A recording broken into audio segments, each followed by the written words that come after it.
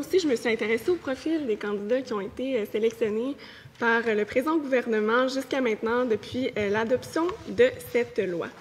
Alors, je vais vous en faire un peu la nomenclature. Je vais en citer quelques cas d'espèces. Donc, en fait, la majorité, l'immense majorité, nous, on en a répertorié 11 nominations qui ont été faites et la plupart d'entre eux ont vraiment un lien qu'on ne peut pas nier avec le Parti libéral. On peut également penser à Mia Homsky, qui est à Transition énergétique Québec. On compte également Frédéric Barriot, qui est à Transition énergétique du Québec, lui aussi. On peut aussi penser à Hugo Delorme, qui est à la Société de la Place des Arts de Montréal, mais également à la Société des Loteries. Je peux continuer encore. Il y a Marc-André Lallier, qui est à la Société québécoise d'immobilisation. On peut également penser à Michel Lalancette, qui est à la Financière agricole. Donc, vous voyez que sur toutes les personnes qui ont été nommées, tous les jeunes qui ont obtenu un poste sur les conseils d'administration des sociétés d'État en vertu de la nouvelle loi, et on voit que l'immense majorité a des liens directs avec le parti au pouvoir, avec le Parti libéral. Moi, je vous dirais que ça met vraiment extrêmement mal à l'aise de constater que cette loi-là semble pour l'instant avoir été utilisée pour donner des privilèges aux gens qui contribuent au Parti libéral, aux gens qui s'impliquent au sein du Parti libéral. Alors, de voir que le gouvernement instrumentalise les jeunes en ce moment pour faire perdurer un espèce de système de copinage où les libéraux nominent des libéraux et que ça se perpétue comme ça dans le temps, j'aimerais entendre le premier ministre à ce sujet-là. Comment est-ce qu'il peut expliquer que la quasi-totalité, l'immense majorité des jeunes qui ont été nommés en vertu de la loi peuvent être liés directement avec son gouvernement?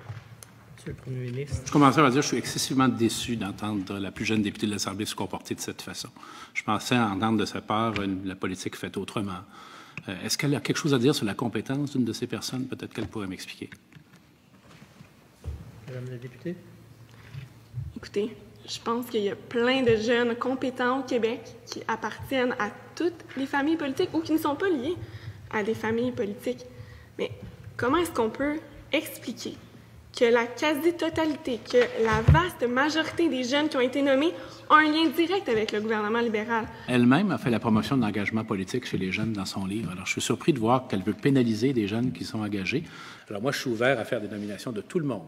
Si elle a des jeunes qu'elle connaît, qu'elle veut me proposer, qu'elle veut nous proposer pour des nominations pour les postes vacants, ça nous fera plaisir d'étudier. Mais il faut avoir un profil qui correspond également à la société ou au poste demandé. Alors, je pense que c'est un peu regrettable d'aborder la question comme ça, honnêtement. Je suis surpris. Je ne pensais pas que c'était comme ça que ma collègue ferait de la politique. Comment est-ce qu'il peut expliquer que l'immense majorité des gens qui ont été nommés proviennent du Parti libéral, ont été des anciens employés? Comment est-ce qu'il peut justifier, comment est-ce qu'il peut penser même que ça a été le fruit du hasard, qu'on les a simplement sélectionnés pour leurs compétences? Bien sûr qu'ils sont compétents, mais il y a plusieurs jeunes aussi qui sont compétents et étrangement, le gouvernement libéral semble sembler que les seuls jeunes compétents sont des jeunes libéraux. Je me questionne à ce sujet-là. On pense qu'il y en a bien d'autres qui sont compétents, mais je vois qu'elle n'est pas capable de nier la compétence d'aucune de ces nominations-là. Au-delà de la compétence, je vous ai nommé certains exemples, comme celui de Frédéric Barriot, qui est à Transition énergétique du Québec, mais qui est fiscaliste. Alors, ce qu'on peut expliquer aussi, il n'y a pas de lien direct là, entre les formations politiques, entre les formations académiques et le poste occupé sur les conseils d'administration. Alors, pourquoi un fiscaliste libéral a-t-il été nommé, par exemple, sur le CA de Transition énergétique Québec? Qu'est-ce qui explique autre que son allégeance libérale? C'est des hypothèses, mais est-ce qu'elle est familière avec le concept d'écofiscalité? Peut-être, peut-être. Elle a entendu parler, peut-être une fois ou deux, de l'écofiscalité, c'est-à-dire l'utilisation des politiques fiscales de l'État pour favoriser la transition énergétique. Alors, c'est une très, très bonne nouvelle. Merci d'avoir souligné cette nomination. Madame la députée, il reste 3 minutes à votre premier bloc. Écoutez, Monsieur le Président, le premier ministre peut tenter d'esquiver comme il le veut les questions. Et dans le cas, par exemple, de M. Barriot, c'est un fiscaliste spécialisé dans le traitement des testaments. Alors, il a bien beau parler d'éco-fiscalité, je suis bien d'accord, puis oui, évidemment, je connais le sujet, j'en ai entendu parler, mais voyez-vous, il n'y a pas de lien. Alors, est-ce que le premier ministre peut reconnaître qu'en ce moment, il y avait vraiment une utilisation de la loi à des fins partisanes pour donner des promotions aux membres du Parti libéral. Parce que vraiment, quand on regarde les profils des personnes qui ont été sélectionnées, on ne peut pas dire que c'est simplement pour une question de compétence. Il y a vraiment une orientation idéologique qui a été choisie.